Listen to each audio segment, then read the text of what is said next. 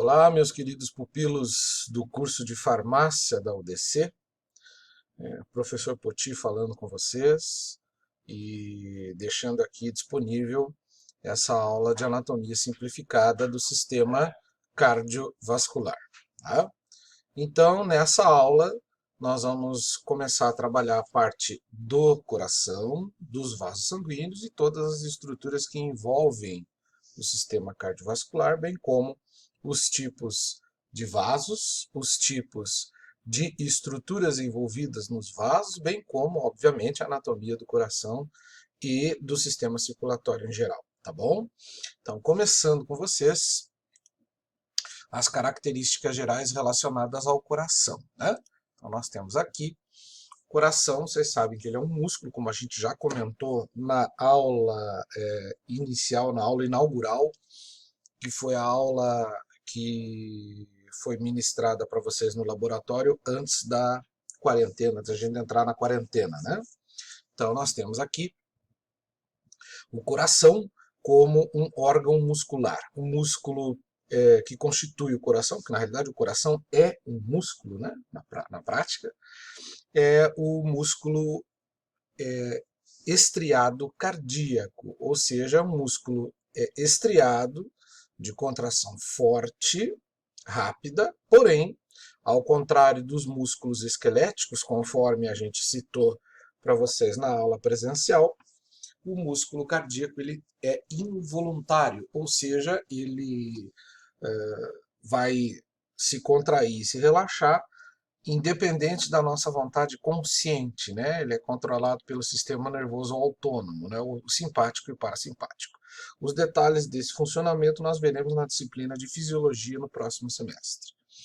Então, o coração é um órgão que, segundo o volume de Lennec, ele compreende o volume correspondente ao punho da mão, né? O punho cerrado, ou seja, fechado. Você fecha a sua mão e a sua mão no nível do pulso, envolvendo toda a mão fechada, corresponde aproximadamente ao volume do coração, segundo Lennec. Muito bem.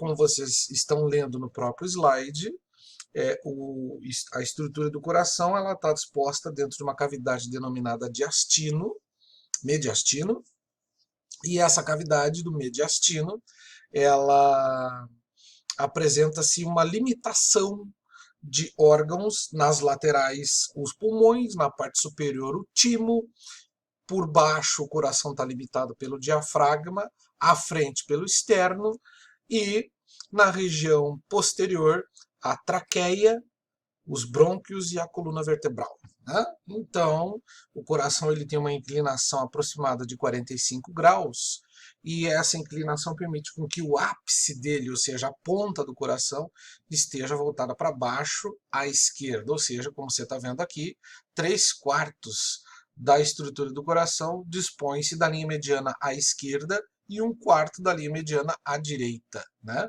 Então o coração tecnicamente está mais posicionado à esquerda do que à direita do nosso tórax, tá?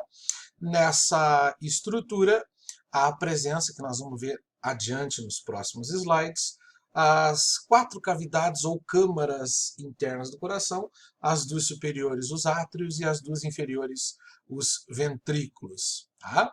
O coração apresenta paredes que dividem essas cavidades na região mediana, e essas paredes seriam o septo interatrial, que estaria dividindo o átrio direito do átrio esquerdo, separando, né? E o septo interventricular, que separa o ventrículo esquerdo do ventrículo direito. As 4 cavidades apresentam-se bem organizadas dessa forma, os átrios na parte superior e os ventrículos na parte inferior. A foto que vocês vão ver agora é de um cadáver, mostrando a estrutura interna do corpo, principalmente mostrando ali o coração e os demais órgãos. Nós temos aqui, como você pode ver, a cavidade do mediastino. Reparem que as cartilagens costais foram retiradas, o osso externo foi retirado, né? Nós temos a dobra da pele, a musculatura também foi afastada, para que haja análise anatômica perfeita neste cadáver abençoado que está nos proporcionando o estudo. Reparem aqui que nós temos o mediastino, que é o espaço correspondente à posição do coração. Notem a estrutura do coração angulada em 45 graus a partir da linha mediana. Lembrando que nesse caso, a linha mediana corresponde onde eu estou mais ou menos passando aqui a estrutura a seta do mouse, né? E reparem que o pulmão esquerdo ele tem,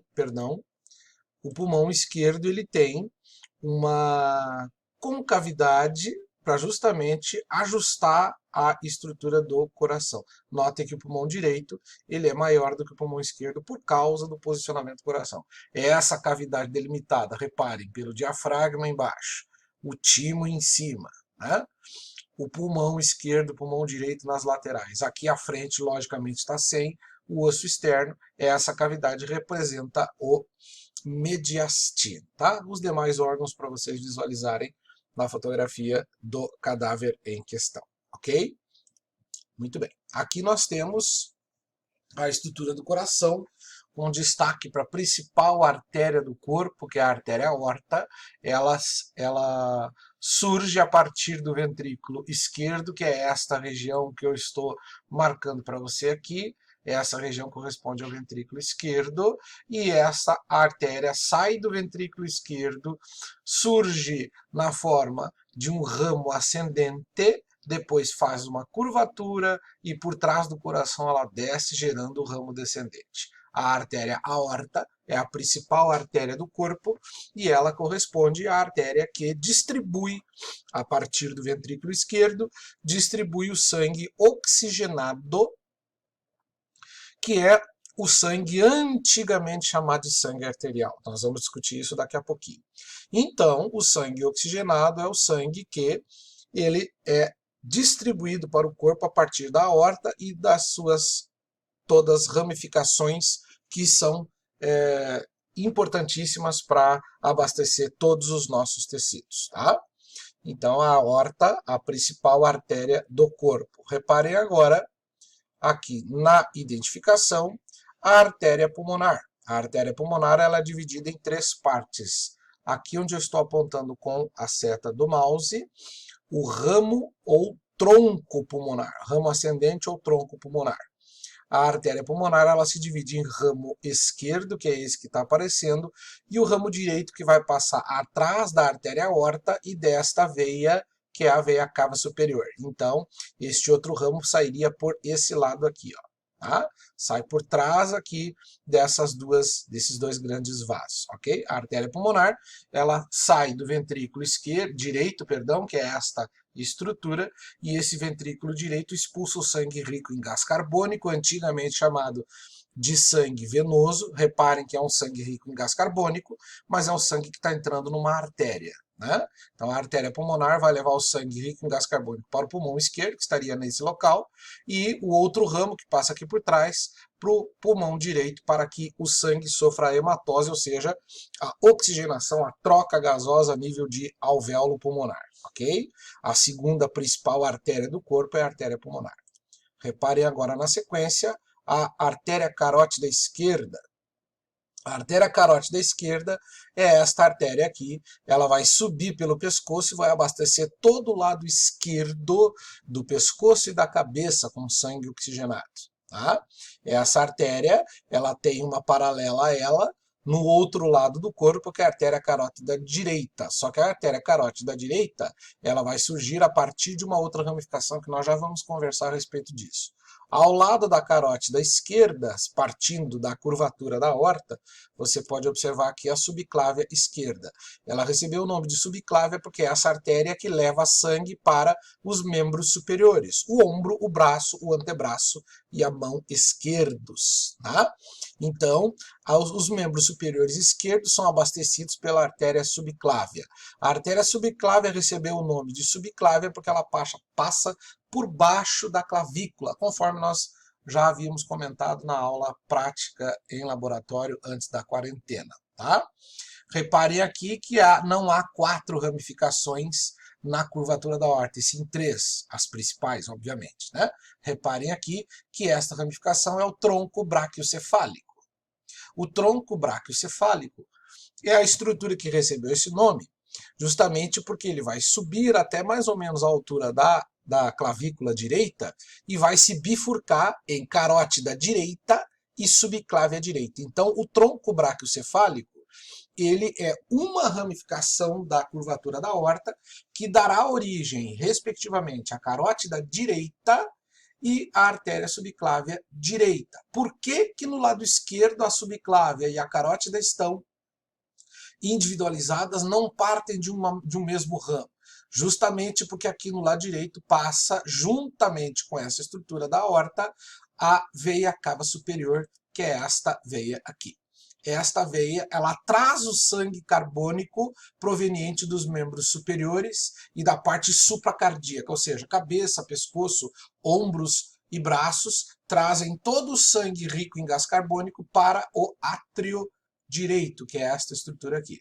Então, quando o sangue vem, volta da parte das estruturas superiores do coração, a parte supracardíaca, ou seja, acima do coração, essa estrutura ela vai apresentar uma grande veia aqui na parte superior do ventrículo direito, na parte póstero-inferior tem a veia cava inferior, que aqui na ilustração não aparece, na sequência a gente já vai mostrar. Tá? Então, quando isso acontece, a veia cava superior estaria tecnicamente ocupando fisicamente um espaço onde a aorta poderia dar origem à artéria subclávia aqui. Por essa razão, a natureza sábia, a nossa genética, gerou uma ramificação só, que é o tronco braquiocefálico, do braço e da cabeça, porque deste tronco braquiocefálico surgirá uma artéria que vai abastecer o lado direito da cabeça e do pescoço, a artéria carótida direita, e os membros superiores direitos, que é a artéria subclávia que vai dar origem. Então, mais acima haverá a ramificação, a bifurcação do tronco braquiocefálico, certo? Então, não há tronco braquiocefálico no lado esquerdo por esta razão. Muito bem. Dando continuidade aqui, nós temos, a partir da artéria aorta, dois ramos. Um esquerdo, que não aparece aqui porque está coberto por essa camada de gordura, originando a artéria interventricular anterior, as veias representadas, de mesmo nome, representadas por azul, e a artéria coronária, ramo direito, ramo esquerdo que está coberto aqui, o átrio esquerdo, o ramo esquerdo da coronária passa por baixo aqui, o ramo direito aqui está visível em virtude da posição do desenho. A artéria coronária é a artéria responsável por irrigar o próprio coração, né? Fornecer nutrientes para o próprio coração. Na sequência, como eu já citei anteriormente, a artéria interventricular anterior, bem como a veia artéria traz sangue do coração para o corpo e a veia faz o contrário. A veia leva sangue do corpo para o coração. Tá? Na sequência, as duas dobras musculares, que antigamente eram chamadas de aurículas, né? Hoje não são mais chamadas de aurículas, são chamadas de átrios, são as duas cavidades superiores com um músculo bem mais delgado. Repare que grande parte da estrutura do coração, coberta aqui pela estrutura do pericárdio, que aqui está representado aberto, né? a serosa, a túnica serosa do tecido epitelial, que protege o coração, é o pericárdio. Então aqui o pericárdio foi retirado justamente para mostrar que a grande estrutura do coração é ventricular, né? O grande músculo miocárdico, a maior parte dele é ventricular. Apenas algumas massas de músculo bem mais delgado são as estruturas dos átrios. A partir daí, nós teremos a sequência da aula, na parte 2, para vocês, onde a gente vai discutir mais detalhes sobre o coração a partir desse slide, tá? Um abraço e até breve.